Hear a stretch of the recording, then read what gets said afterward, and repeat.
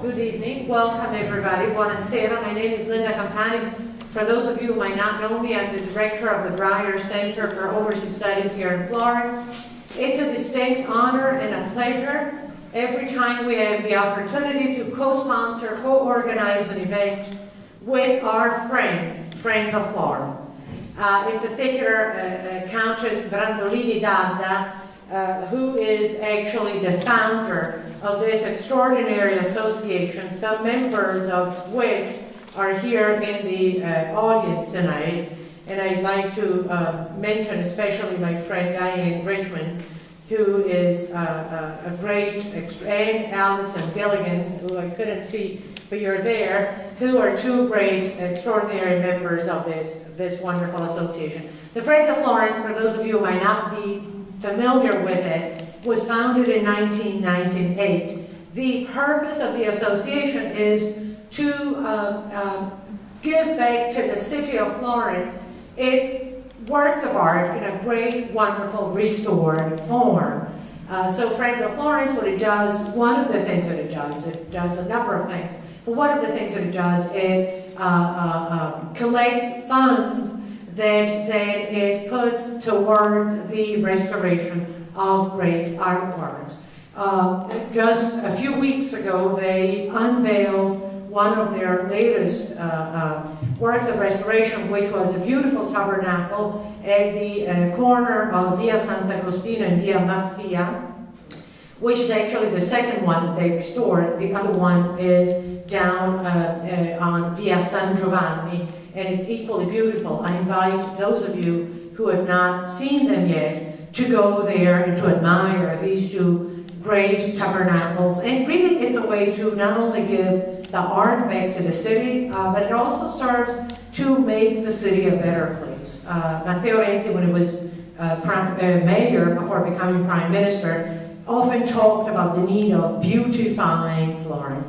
Abbellire Firenze. Florence is a beautiful town, but it's also a town whose artwork, big chunks of it, are in need of restoration. And the Friends of Florence is one of the things that they do. I could mention many other projects that they have. They have a website that lists the projects that they completed. Among the current projects are a restoration of Domenico Ghirlandaio's Last Supper fresco. This is at the Badia di Passignano, great place to see. They are working on the Botticelli room at the Uffizi, on the sculpture of the Crucifixion by Donatello, in the room of Donatello in the Vangelo Museum, the cloister of the Vows in Santissima Annunziata, an Annunciation in the Church of Santo Spirito, and many, many more projects.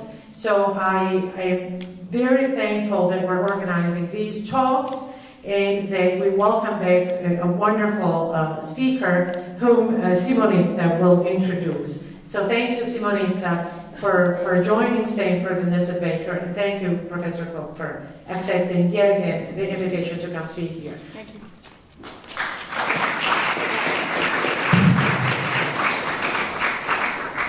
So it's my distinct pleasure this evening to introduce Dr. William Cook, who we all call Bill, and who we are great friends with. He is a true friend of Friends of Florence and has been on our academic advisory board for many, many years and has led many, many programs with us through different parts of Italy, including Sicily, around Rome, throughout Tuscany, and many other regions.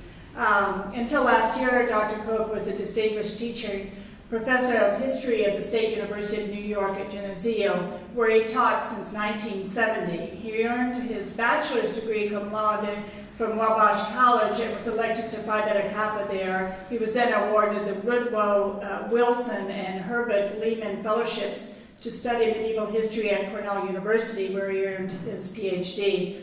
Professor Cook has taught courses in ancient and medieval history, the Renaissance and Reformation periods, and the Bible in Christian thought. Since 1983, Professor Cook has directed 11 seminars for school teachers for the National Endowment for the Humanities. His books include The Medieval Worldview, Images of St. Francis of Assisi, and Francis of Assisi, The Way of Poverty and Humility. Dr. Cook also contributed to the Cambridge Companion to Giotto, and edits and contributes to the art of the Franciscan order in Italy on a regular basis. Among his many awards, Professor Cook has received the Chancellor's Award for Excellence in Teaching. In 1992, the Council for the Advancement and Support of Education named him New York State's Professor of the Year. In 2003, he received the first ever CARA, C-A-R-A, Award for Excellence in the Teaching of Medieval Studies from the Medieval Academy of America. He has also produced several great courses. I don't know if many of you are familiar with this, but they're very interesting to watch and to listen to for the teaching company. And he can be seen and heard both on the DVDs and the CDs, speaking about Dante's Divine Comedy, on St. Francis of Assisi, on Machiavelli, on the great Christians, on the cathedral as a concept. And his latest work that just came out during the Christmas holidays, actually, The World's Greatest Churches. Again, Dr. Cook, we're very, very beholden to you for everything you've done for us, for Florence, that you've given to us for our lives and towards our gaining knowledge every day. So without further ado, Bill, it's a pleasure to see you.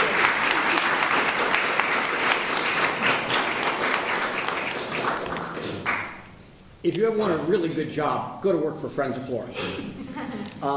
The opportunities to see things and to learn things and to share some knowledge really is an extraordinary privilege and pleasure. So working with Simonetta and having the benefit of coming from time to time to speak here at the Stanford campus is a wonderful thing.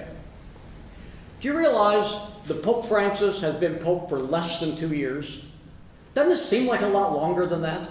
There have been so many changes, there have been so many headlines of all sorts that it's hard to believe that 2 years ago today, Benedict XVI was Pope. He in fact resigned on February 28th in the year 2013, and a few weeks later, Jorge Mario Bergoglio of Argentina was elected and took the name of Pope Francis. Now, I'm a church historian, so I was interested in the conclave as soon as we knew there was going to be one, but I got a call from a magazine in Brazil that claimed to be kind of the Time magazine of Brazil. I have no idea whether they are or not, or whether that's a good thing for that matter. But at any rate, they asked me if I would be their consultant so they could call me every few days and then quote me in articles. Well, I guess they did that. They called me enough, but they sent me the articles and they're in Portuguese. So I have no idea whether I was quoted well or accurately and translated accurately or not. But at any rate, I kept pretty close tabs of the conclave that elected Cardinal Bergoglio. But it was the most extraordinary conclave in modern history. Let me suggest why. First of all, there was a conclave while there was a living pope. That hadn't happened in a long, long time. Now, if you followed the conclave in 2013, you probably heard in all the media that the last time a situation like this occurred was in the year 1417. The only problem with that statement is it's false. So ignore that one. In fact, we have to go back to 1294. What happened in the 15th century was there were 3 claimants to the papacy, and the church council basically forced them all to resign.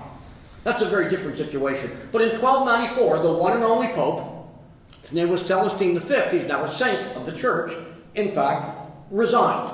He was in his 80s, and he resigned.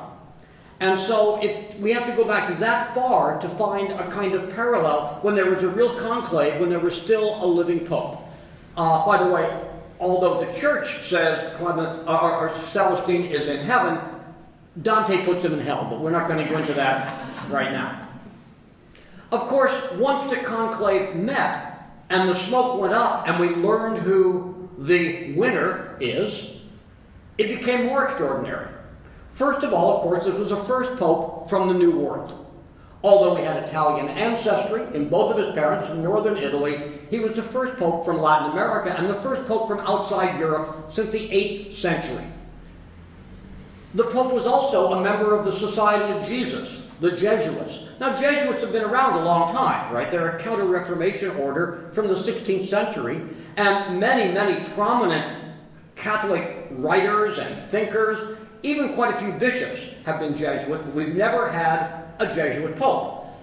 There was a time, after all, when almost every legitimate country in the world threw out the Jesuits. Okay, that goes everywhere from Mexico to Italy, and in fact, the papacy actually, at one point, suppressed the Jesuits, and they sort of survived kind of on the sneak in Poland, where the Roman Church wasn't looking too carefully. So now we have a Jesuit pope. By the way, there's another oddity about that, and that is only the Jesuits take a fourth vow. In addition to chastity, poverty, and obedience, they take a special fourth vow to obey the pope. So this is the first pope who's taken a vow to obey himself. Need to know that. But to me, as an observer and as a medieval historian, the most extraordinary thing about this extraordinary conclave was the fact that he chose the name Francis. In fact, this was so surprising that the first reaction of a lot of the media was, aha, he really is a Jesuit pope. He's choosing the name of the second Jesuit saint, Francis Xavier. The next day he made it clear that's not what he was doing. He was actually choosing the name in honor of Francis of Assisi. Now, think about that. Francis of Assisi was canonized in the year 1228. So he's been a saint for almost 800 years. And nobody's ever chosen that name, including several Franciscans who became popes beginning in 1288. So it's really a surprise that anybody, let alone a Jesuit, would take the name Francis. It was, in many ways, an incredibly risky thing for this pope to do. Because if you choose the name Benedict, or Gregory, or a lot of other names, nobody holds you to extraordinarily high standards because, well, what do you know about Gregory the First? There have been 13 Pope Gregorys, by the way. What do you know about Benedict the First or Benedict the 15th, for that matter? That you don't really have that obvious person that everybody either knows about, or at least Catholics know about, or think they know about. Where when you choose that name, you're essentially saying, I know I'm going to be judged by the standards of that pope. Now let me tell you, this is a tough job. In the 14th century, the Franciscans were really just roasted by everybody in Europe because of the fact that clearly none of the Franciscans was St. Francis, and everybody knew about St. Francis. His picture was on walls all over Europe, much more than any other non-biblical saint. And so you can imagine, here comes a friar that's a little overweight. What's the matter with you? Francis was skinny. Here comes a friar in Norway wearing sandals. What in the hell's the matter with you? Francis went barefoot. You just can't win in some way. Chaucer just roasts the mendicant orders in general, but he uses the Franciscans as examples. Because being not as good as Francis is a pretty easy thing to do, and living up to Francis seems almost impossible, especially the way the Franciscans themselves publicize St. Francis, that he is, to use the Latin phrase, the alter Christus, the other Christ. Wow, who wants to take that on? But that's exactly what Pope Francis did. And I think we have to say, he did it knowingly. He set an extraordinarily high standard for his pontificate. But, sure enough, there are people who criticize him because he's not Francis of Assisi either. Now, some of these are serious, but I read a newspaper letter to the editor a few weeks ago in my more or less hometown newspaper in Rochester, New York, that this woman was enormously angry at Pope Francis because he hasn't done anything yet specifically for birds. Right? Okay, how are you going to live up to this, right? That everybody knows Francis loved birds, and even though the sources don't say so, they assume he loved bunnies. You won't believe how many statues there are in the souvenir shops in Assisi with Francis and a bunny, Francis and any kind of bird you can name, Francis with lambs, right? Well, what's the Pope done for lambs lately? When your name is Francis, somebody's going to ask that question. If your name is Benedict, that's not a question that's ever going to come to mind. So it's important to think about the fact that he made a very careful and risky name choice. So, as somebody who studied St. Francis for 40 years, let me suggest some ways I think that Francis the Pope has looked back and chosen this name for very specific reasons. let's look at a few stories in the life of St. Francis that might help to illuminate his choice and say something about the direction of his pontificate. Remember, we've only been watching him for a little bit less than 2 years. One of the most important stories, you'll find it in a fresco, for example, in Assisi, in the upper church, is that Francis was sort of wandering around the countryside one day, having a kind of pre-midlife crisis, if you will. Father was a wealthy merchant, he was sort of a failed soldier, and he wandered into a church where there was no roof and one of the walls was falling down, a church named San Damiano on the plain below Assisi, it's still there. And there was a crucifix, 12th century crucifix hanging in there, and according to the way the story is told, as Francis was praying there, Christ spoke to Francis from the cross and said, "Francis, go and repair my church, which as you can see is falling into ruin." And so in some ways, Francis of Assisi spent the next 20 years, the last 20 years of his life, figuring out what that meant. Of course, his first reaction was quite literal. Get some bricks, get some mortar, put a new roof on. And friars will tell you in the Church of San Damiano today, without any historical evidence, by the way, that that stone was put there by Francis, and this stone was put there by Francis, and so on and so forth. That, in other words, he responded the best way he knew how. But his greatest biographer, St. Bonaventure, tells us that what God was ultimately calling him to do was not to repair the small C church, that is to say this building on the plain below Assisi, but to rebuild the capital C church, to rebuild the church of God, because it was falling into ruin. So that Francis of Assisi was, from the very beginning of his call, a reformer. Think what that word means. To reform, to form again. So what's the implication of that? The church was formed, the church became deformed, and now it needs to be reformed. And so clearly, Francis sees himself, by the very choice of his name, as a papal reformer. And what does that mean? It seems to me it means all sorts of things. It certainly means institutional reform. He's taken on the Vatican Bank and made a lot of changes.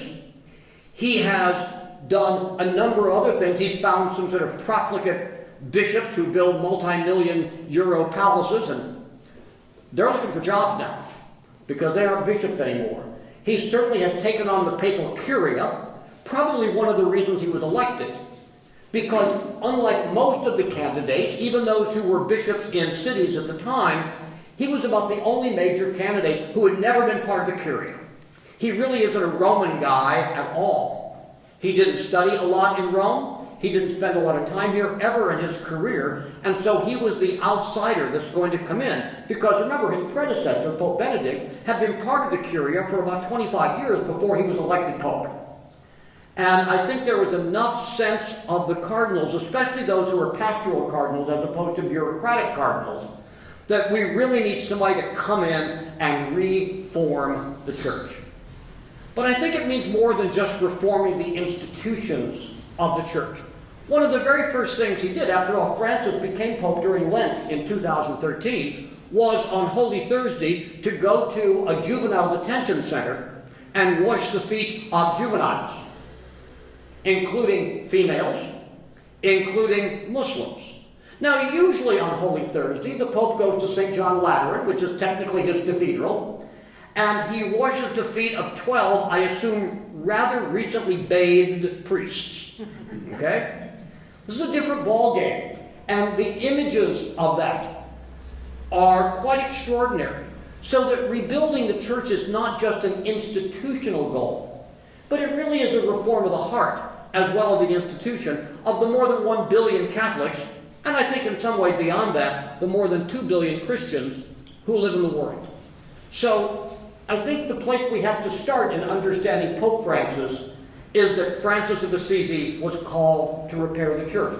By the way, there's a very interesting phrase written by his first biographer, a guy named Thomas of Celano. Celano said he was called to rebuild the church. He did not start a new one, he fixed an old one. In other words, the idea is not to start over.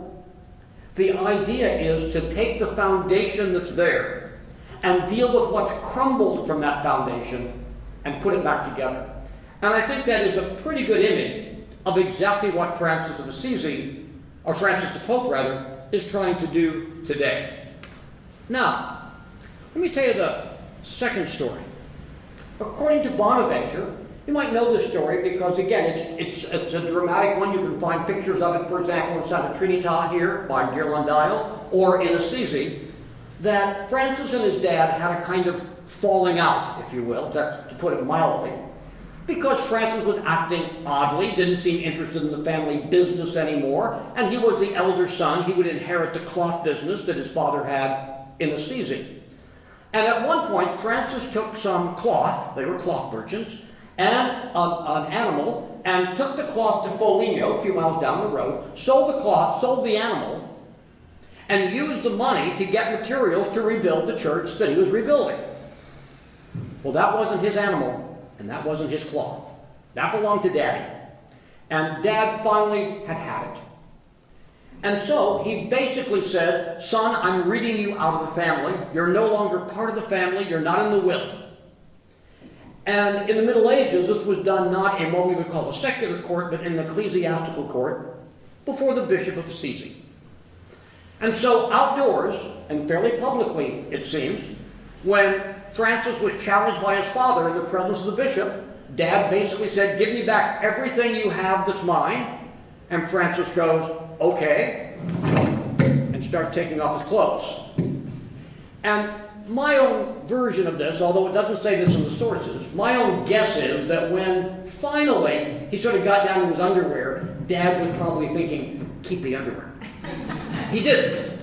Stood there stark naked, embarrassed his father, and the bishop sort of didn't quite know what to do, but sort of wrapped part of his coat around Francis.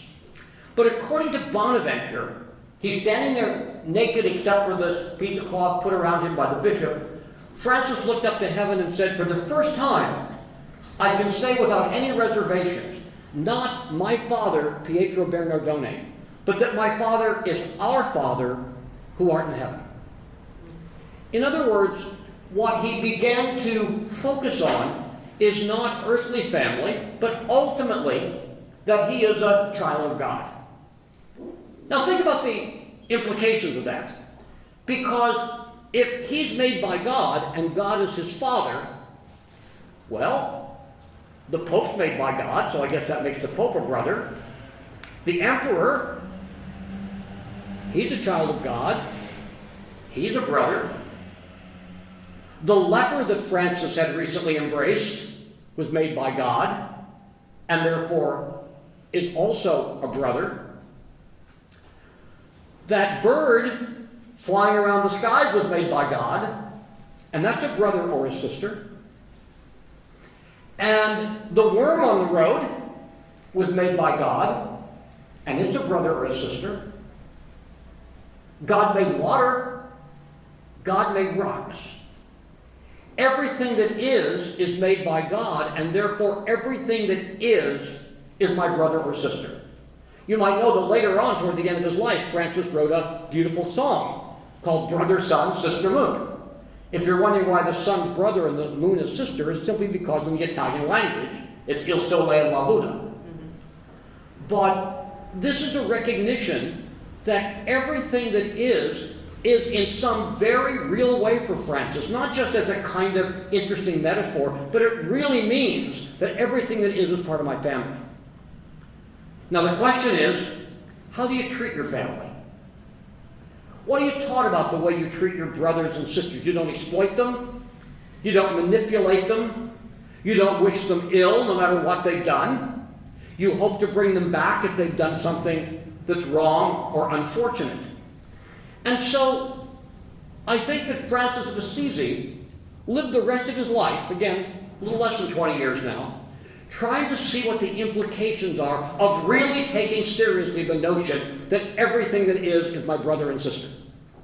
From the most exalted person to the most wretched person, to a rock, to a tree, to a bird, to a deer. And one of the things that Francis emphasizes is not just to cute animals. That's why I don't like the little Francis and the bunny statue they sell in Assisi. Francis liked worms and wolves and other animals that we might find dangerous or just not very appealing.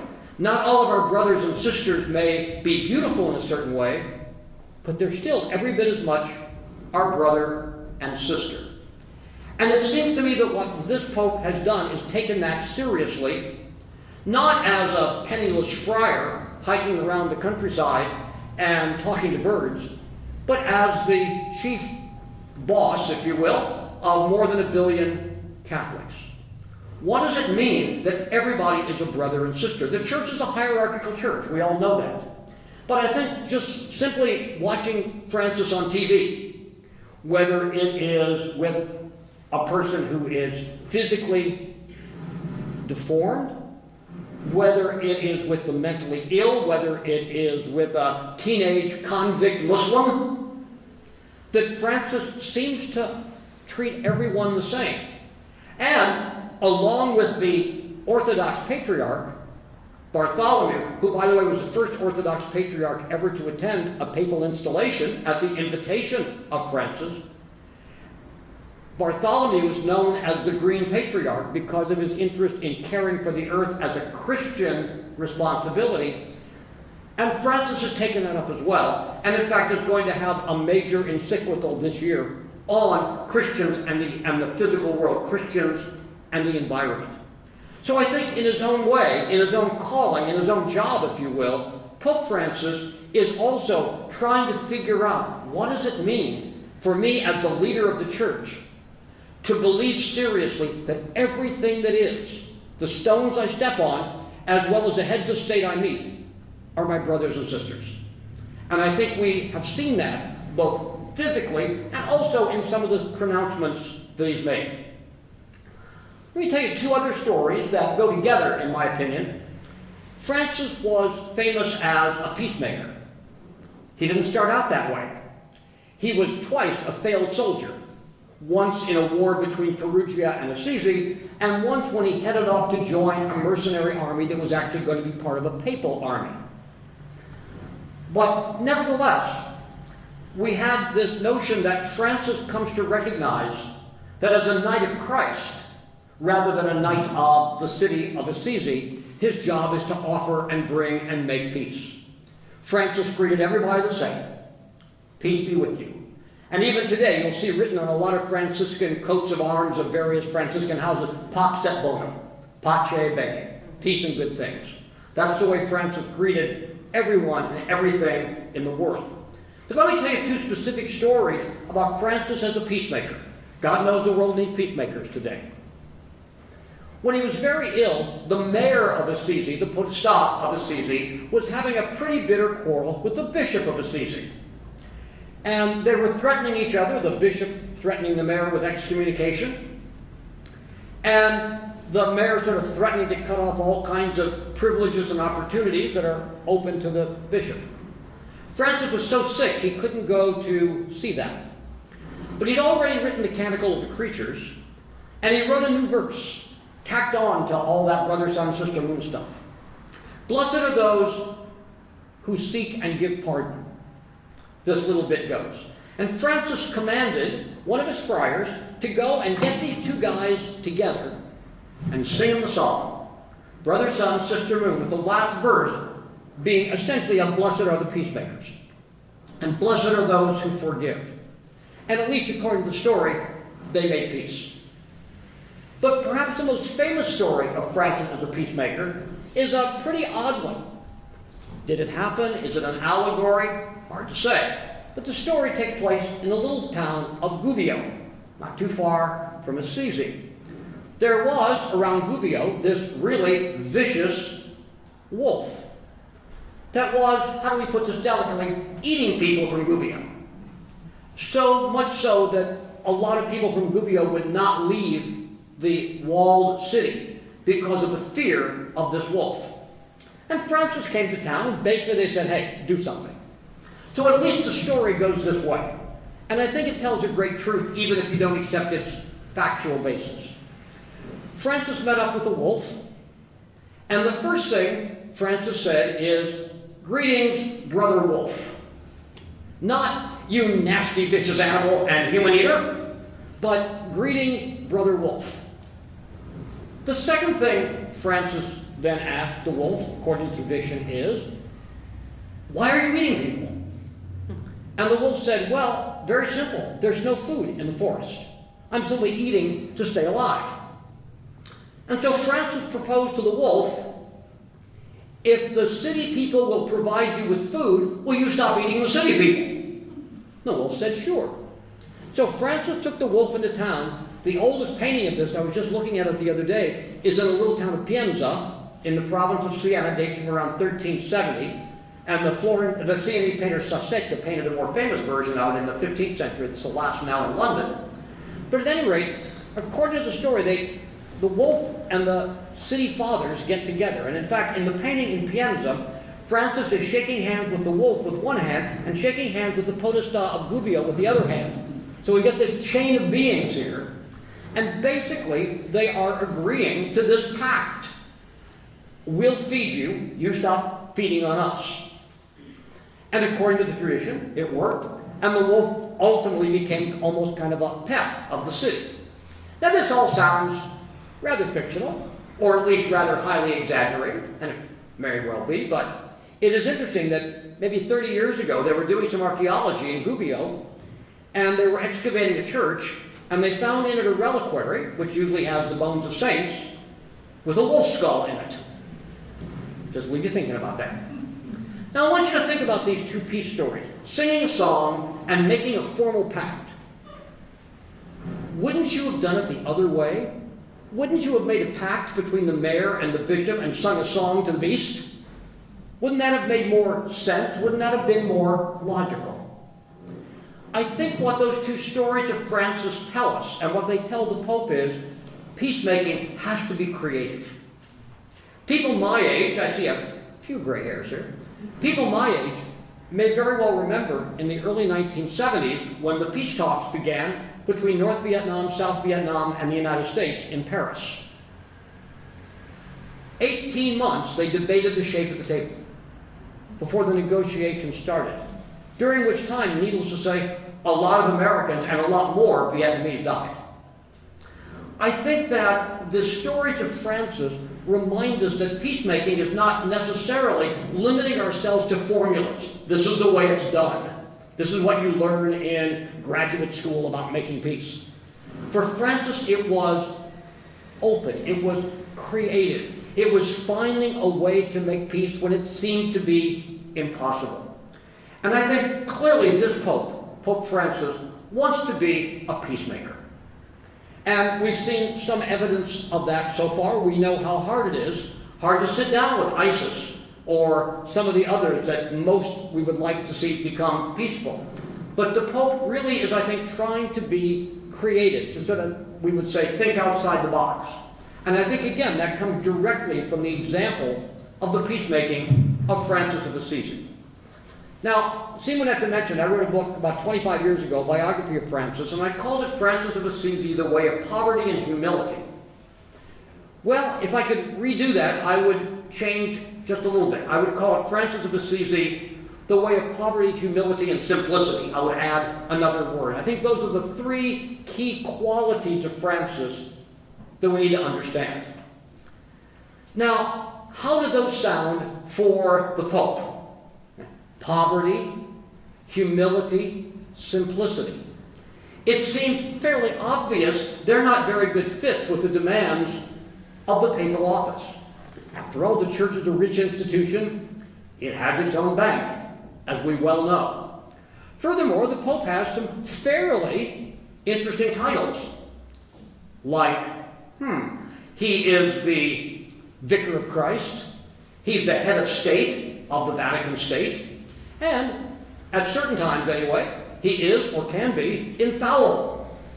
That's not exactly a list of qualities that you associate, head of state and so on and so forth, leader of a billion Catholics and infallible. Doesn't sound like a recipe for poverty.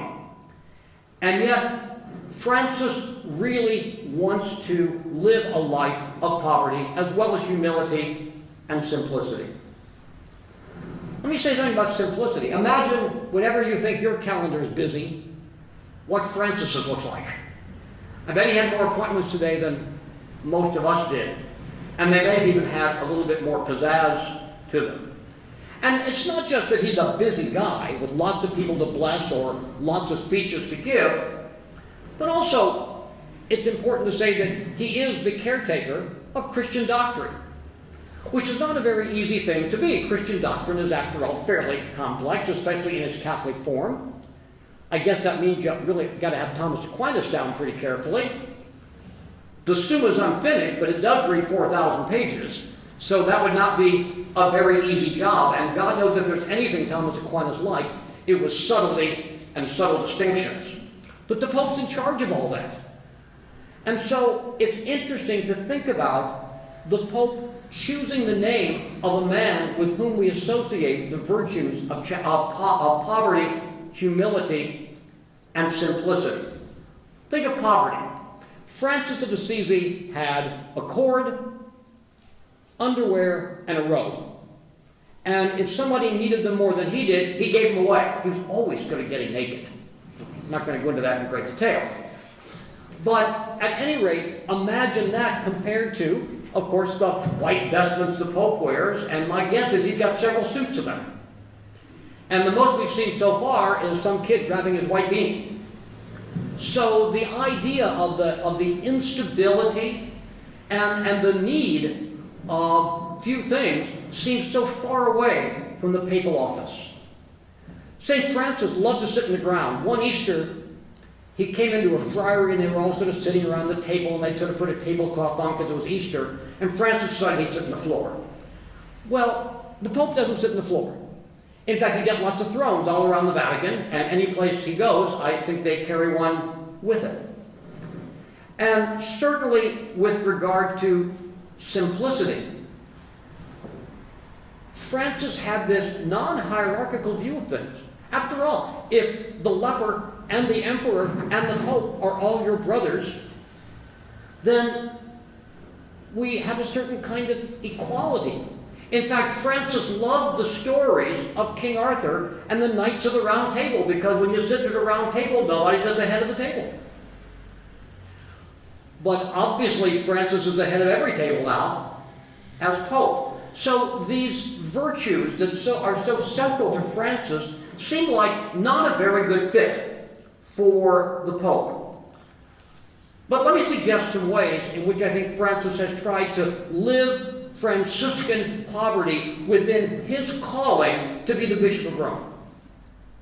And in doing that, what I want to suggest is that what the Pope is doing is creatively trying to follow Francis. Not literally, any more than people don't literally try to follow Jesus. For one thing, if you did, you'd have to become a barefoot itinerant preacher in the Holy Land. That's what Jesus did. Can't have a wife. Can't have a home, if you're going to imitate Jesus in a literal way. But I think, as Christians know, for all 20 centuries there's been Christianity, what it means is people have to creatively try to find out what does it mean to be them in the world they live in and to imitate Christ. How do you apply that? And in Pope Francis's case, how do you apply these virtues of Francis to a job that's radically different than anything Francis ever did? Different time, different place, and the leader of the Catholic Church. Francis wouldn't even be ordained a priest, because for St. Francis, he just wasn't worthy. Okay, we have a guy who had on the red robes, and before that had on the purple robes, and before that was a well-trained Jesuit. Very, very different situation. But let me suggest some things. Some of you might have read about the Bishop of Limburg in Germany, Bishop Teberts von Eist. He spent more than 40 million euros sort of redoing his house and building a private chapel.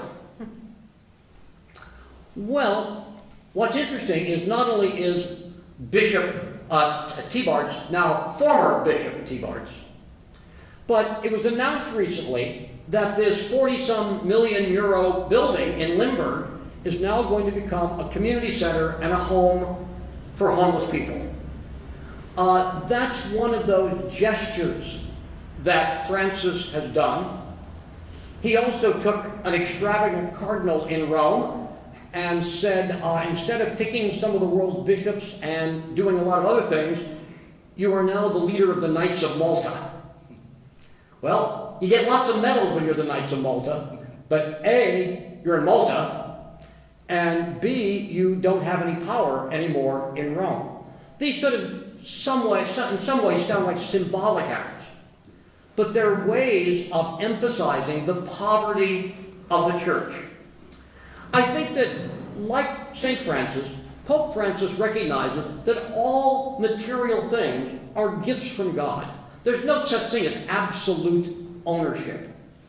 What Francis of Assisi said is, I'm wearing this robe until I see somebody who needs it more than I do, and then I have an obligation to give it to that person, because essentially I'm only borrowing it.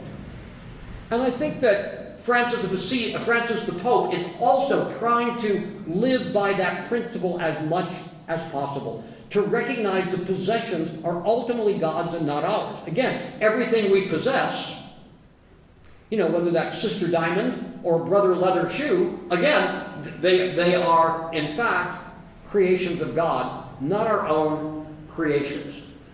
Now, humility doesn't go well with being Time Magazine's Man of the Year.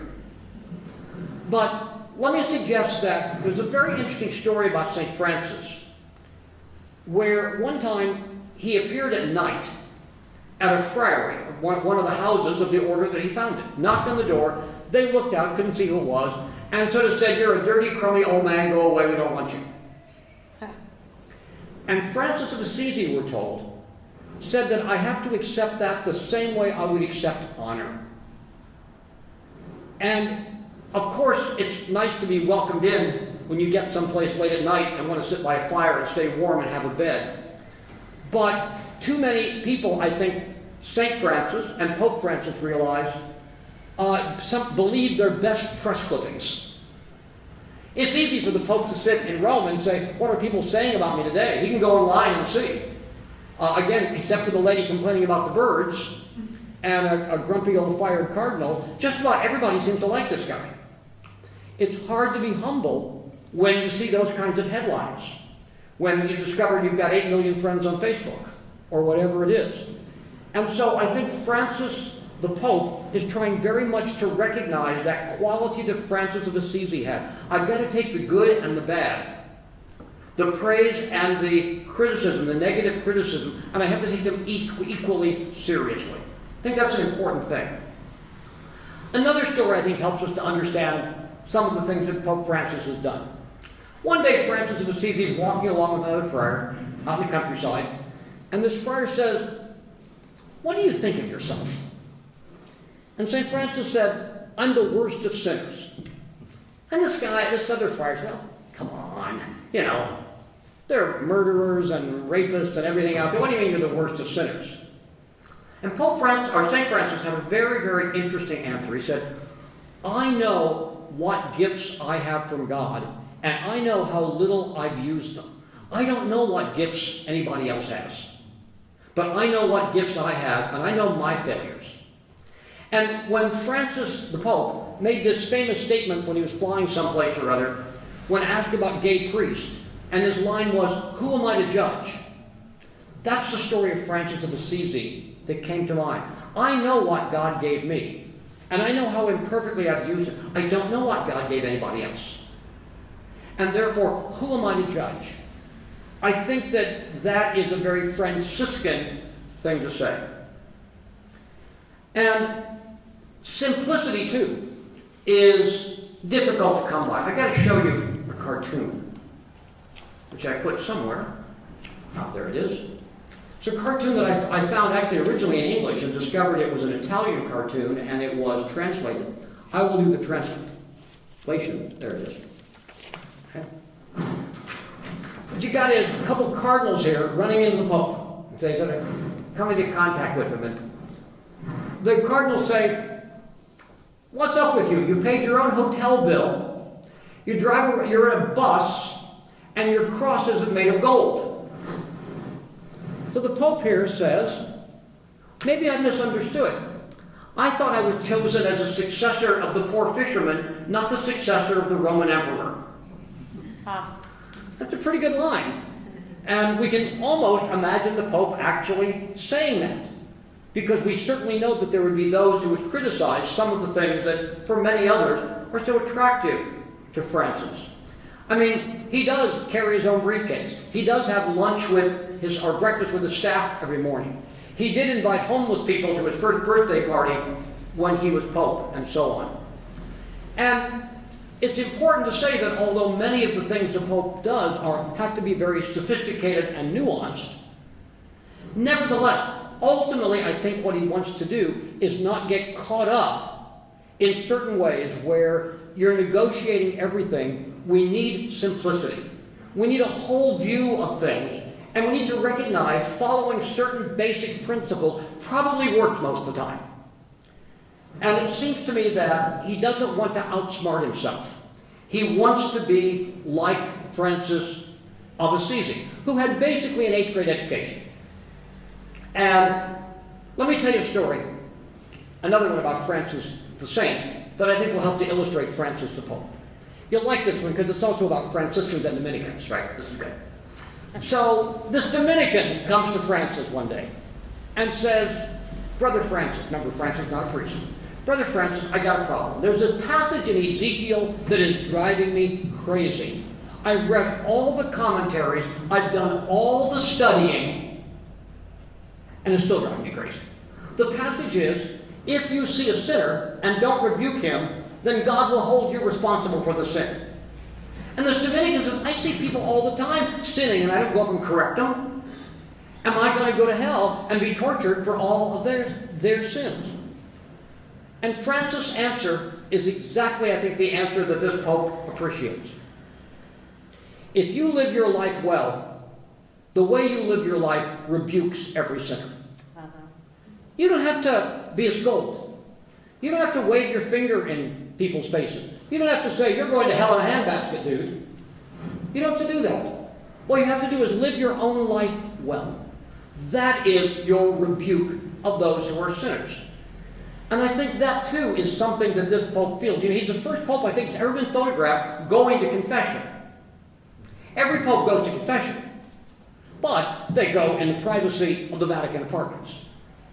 But in one of the churches that the Pope was visiting, he simply walked up to a priest, I don't think he knew the priest necessarily, and knelt before him and confessed his sins. There's a photograph of it on the web.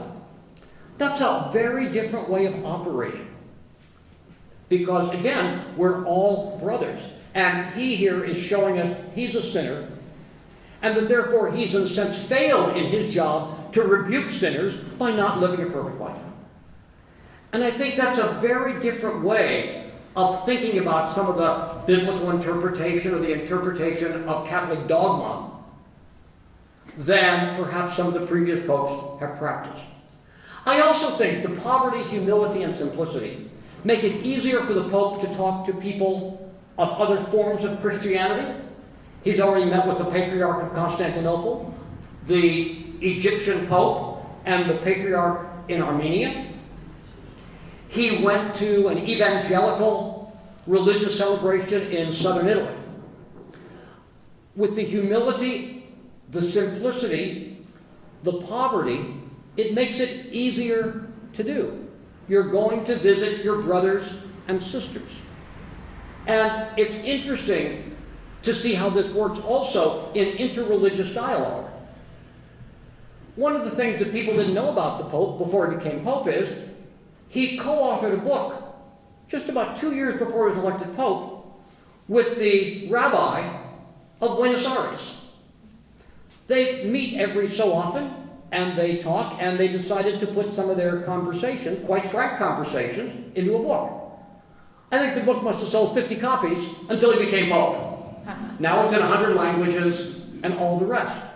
But it's a really interesting book. If you want to get to know this guy, read his conversations with Rabbi Skorka.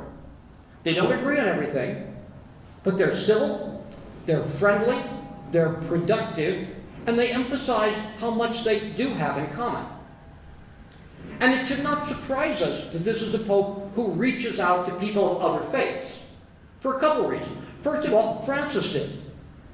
Francis went to visit the Fifth Crusade in the year 1219 in Egypt. Just not true that no medieval people went more than 5 miles from home. And he was so appalled by the behavior of the Crusaders, he went to meet with the Sultan. And lo and behold, he and the Sultan got along. They liked each other. The Sultan probably saw him as some sort of Christian version of a Sufi, very different than the Christians he was seeing across the battle line. And apparently Francis saw this man as seriously engaging in trying to bring peace in this crusade. In fact, later on, this same guy actually offered the Crusaders Jerusalem, and they turned it down. So Francis and the Sultan got along. Now, according to the story, as it gets recorded, Sultan wanted to give Francis all kinds of gifts. Francis wouldn't take any of them. But if you go into the Basilica of San Francesco in Assisi, you go in the lower church, and there's a room attached to it that has some relics of St. Francis. And there you'll see a beautiful carved ivory from the 13th century, almost certainly a gift from Al-Malik al-Kamil to St. Francis. And therefore, Francis had productive conversation. Today, there's a group of Christians and Muslims all over the southern part of Africa that get together and chat. I met with some of them recently in Nairobi, where they live in the largest slum in sub-Saharan Africa. And what they came to realize is there is no Christian solution to fixing the slum. There's no Muslim solution. You can't put in a Christian water system and a Muslim sewer system and all that sort of stuff. And so they began to work together on very serious, get-down-to-business projects. And they found they liked each other. And they got along pretty well. And now they can talk about religion even when they disagree without being disagreeable and hostile. And Francis discovered that with this radically other, not just a Muslim, but a sultan, for goodness sake. Francis didn't hang out with whatever the equivalent of sultans was in Italy, after all. And so this pope seems to be particularly interested in reaching out to all the religions of the world and to none. Because, as the pope himself reminded us, we want to bless the atheists because they're brothers and sisters too. And that's something Francis of Assisi never said that. There were many atheists around the 13th century. But we can imagine him saying that if he were alive today. So, what I want to suggest, therefore, is that when Jorge Mario Bergoglio was elected, he had a very short time to decide what his name would be. Now, he obviously knew he got votes on the earlier ballot, so perhaps he had a day or two to think about this. But he made a very gutsy choice. Right now, he's Pope Francis the only, after all. Right? The only one we've ever had. And when he made the choice, he knew there were consequences, both for how the press would treat him, or how people in general would treat him, but also what he would be expected to do. That, again, knowing that you're going to constantly be compared to probably the most popular Catholic non-biblical saint there is. Well, let's put it this way. Today, any of you want to sort of stand up and say, let's compare you to Mother Teresa. That doesn't sound like something that's, if somebody's going to compare me to Mother Teresa, they can't say, he gave €1 to a beggar today, it's another Mother Teresa. It doesn't work that way. That Francis made, the Pope, extraordinary choices. And he knows the world would be watching him. And it is. Now, obviously, there are many ways that the press or the local parish priest or whatever will evaluate the pontificate of Pope Francis. Again, when Benedict retired, nobody said, okay, he chose the name Benedict. He tells us this, by the way, Pope Benedict. He chose the name Benedict because St. Benedict, the author of the Rule of St. Benedict, and therefore sort of the founder of Benedictine monasticism, was important because those monks evangelized much of Europe. In England and in Germany and beyond the borders of the Roman Empire, it was monks who brought Christianity to that part of Europe. And Benedict himself told us, I want to, in a sense, re-Christianize Europe. That's going to be the goal of my pontificate. When he retired, I didn't see a single article that said, how did he do? Everybody forgot about that, or didn't think it was important. In fact, I think if you looked, you'd say, didn't do terribly well. Whatever else he might have done well, I haven't seen the churches full in Italy on Sunday morning recently. But when you choose the name Francis, nobody's ever going to forget that name and what it implies. And so I would suggest, if you want to evaluate this pontificate as you go along the way, evaluate it by the criteria that the Pope himself gave you. Evaluate me, I think he's saying, by how I try creatively in my vocation to live by the fundamental Christian principles that Francis of Assisi lived by and is famous for. That's a big challenge for him, but I think it's also an important challenge for us as we try to evaluate the role of this Pope in the 21st century. So hopefully a little Francis of Assisi history will be of value. So I appreciate, as always, the invitation from Simonetta, from Fosca. So I thank you very much. Thank you.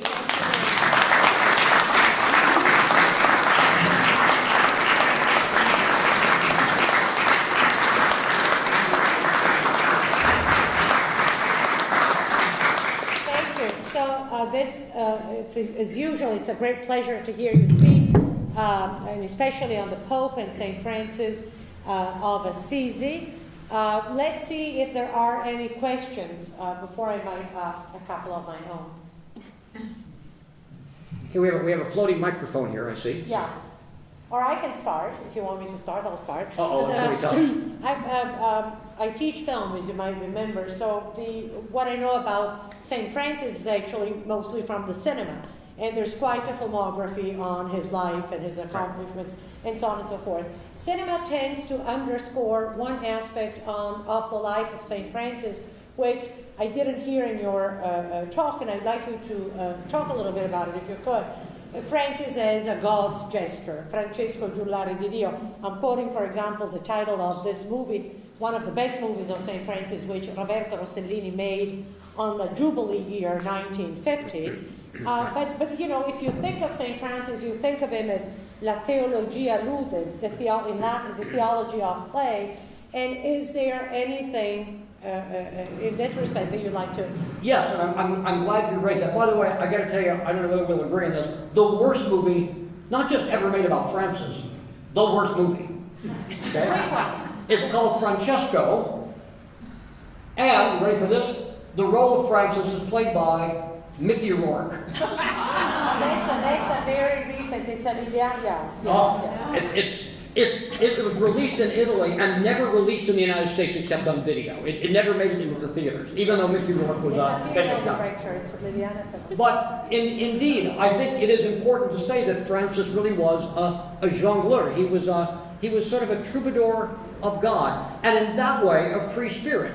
Now, when we think of free spirit, we don't think of a guy who goes home and has 3 beans for dinner, or a guy who walks around even when it's wintertime over rocks barefooted. We have a whole bunch of things we would associate with the term we use, free spirit. At least you would if you lived like I did through the 1960s. But Francis of Assisi, one of the things, let me tell you a story that comes from a novel written about Francis by Nikos Kazantzakis, the author of Zorba the Greek and The Last Temptation of Christ. He also wrote a novel about Francis. And the premise of the novel is that this is sort of a memoir written by brother Leo, Francis's big buddy. And at one point Leo started complaining. He said, I can do what Francis does. I can use a rock for a pillow. I can, eat almost nothing. I can do all this stuff. But I can't be happy about it. And Francis does all that stuff, and he has joy. Genuine joy.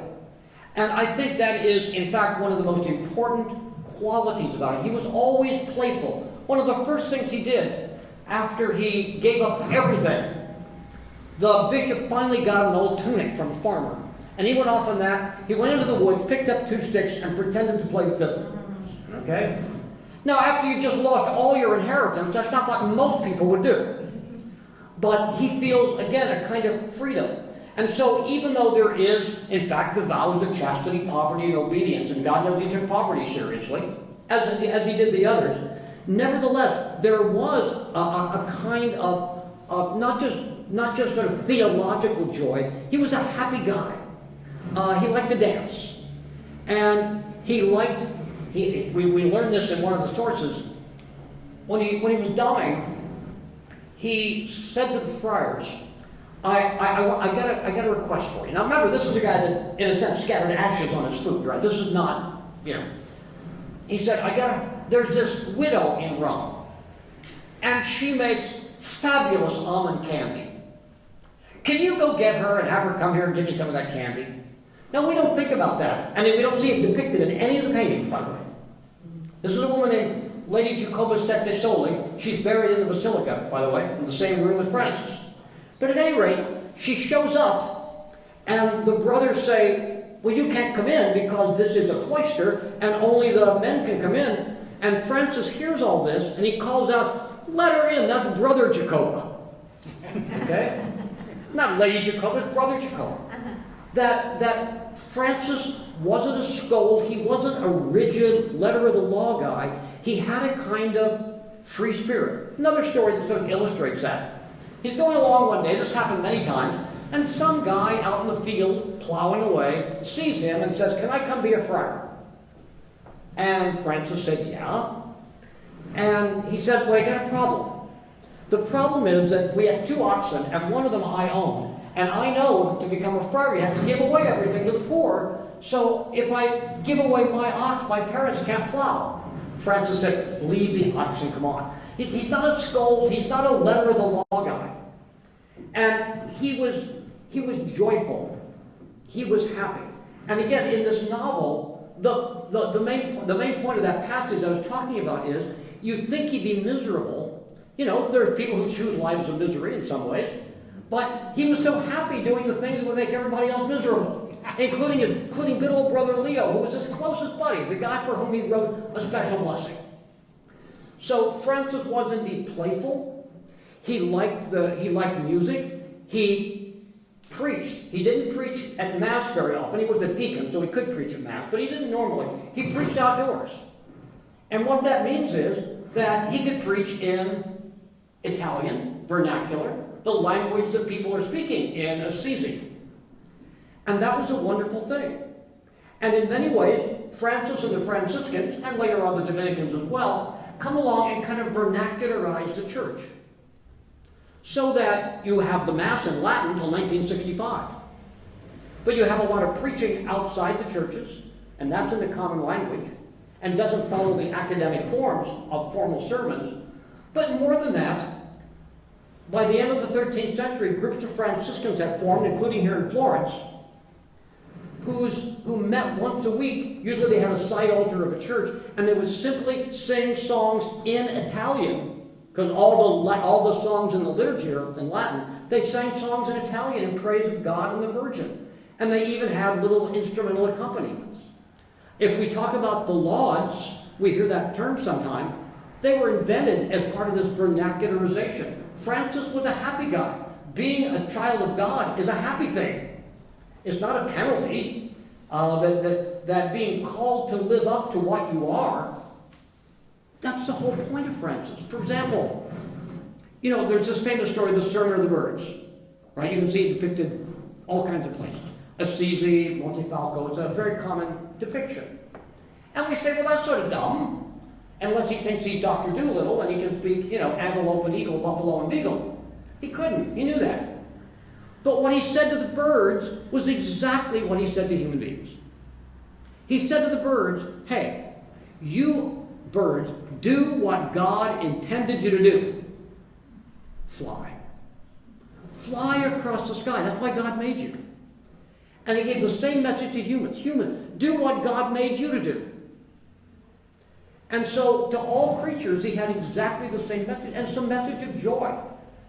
That you in a sense, you could argue that what Francis was saying, what makes you happy, is striving to do what you were made to do, what you were created to do. And he didn't, by the way, tell anybody else to put ashes on their food. And he also followed the rule in the Bible that says, when you have dinner with other people, eat what's put before you. He was not a vegetarian, for example. Sometimes people assume he is. He certainly didn't eat meat because that was food of the wealthy. But if he was invited to a banquet, he would eat chicken or whatever it might be. So Francis wanted people to be joyful, and being joyful is doing what you understand God called you to do. It makes birds happy. I mean, he would have loved, the song, fish gotta swim, birds gotta fly. And that's sort of what Francis thought. So he was a man of joy, and he expressed that joy in a little dance, in his playing the fiddle with two sticks, and in so many other ways.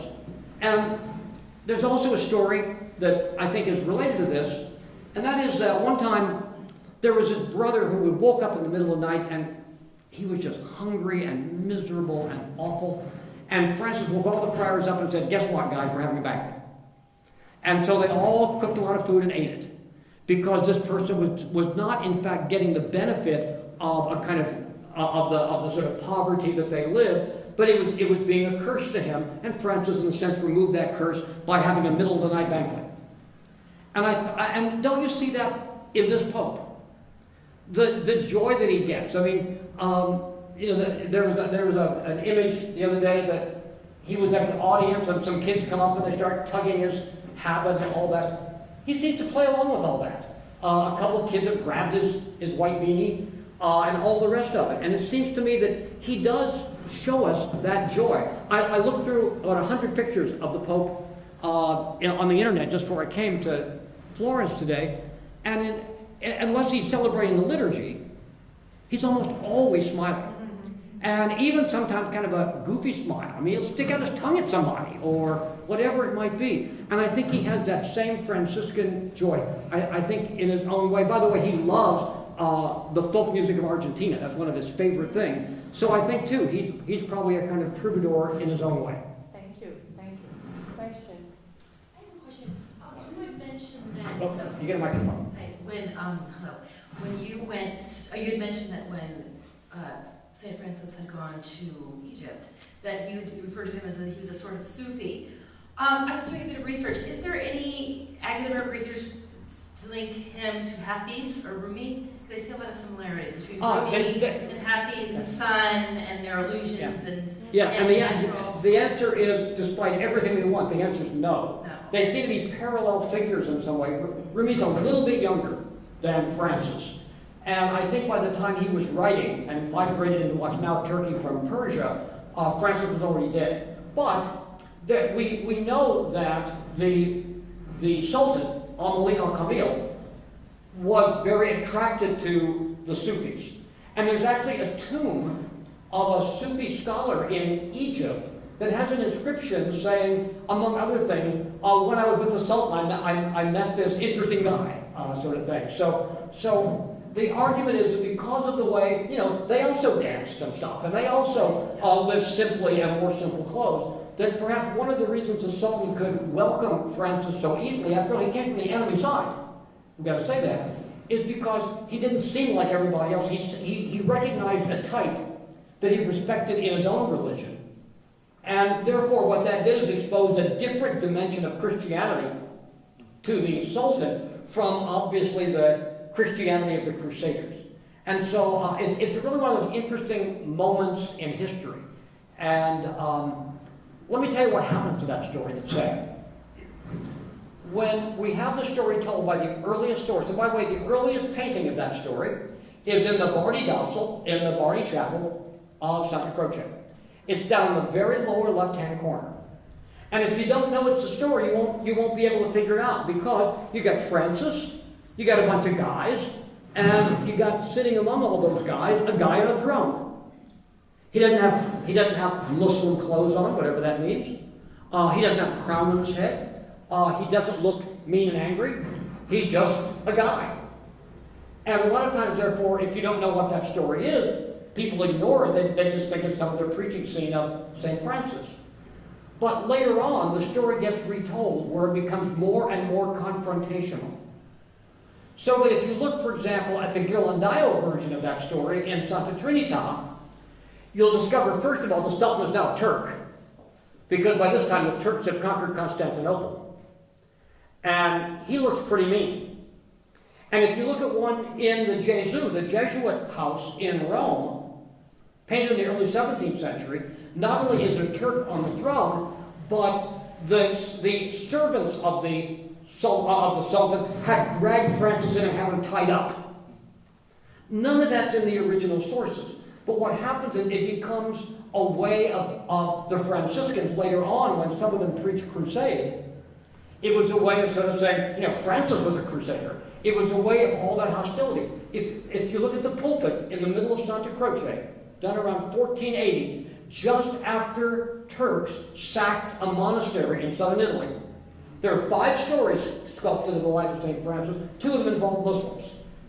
Okay, one is the martyrdom of some Franciscans in Morocco, and the other is Francis and a very tough-looking sultan. It becomes confrontational.